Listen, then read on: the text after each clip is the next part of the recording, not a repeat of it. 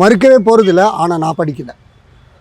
நான் சத்தியம் 8வது படிக்கிறதுக்குள்ளே எங்கள் அம்மா 10வது எழுதி வைக்கிறதுக்கு என்ன 4 வருஷம் போராடினாங்க. அதாவது மெட்ரிகுலேஷன்லேருந்து 10th நான் எழுதணுங்கிறதுக்காக என்னை தூக்கிட்டு போய் அது என்ன ஸ்டேட் போர்டா 5 சப்ஜெக்ட் இருக்குமே, ஸ்டேட் போர்டு தானே அது, ஸ்டேட் போர்டில் போட்டாங்க. அதுவும் ஸ்கூலுக்கு போகல.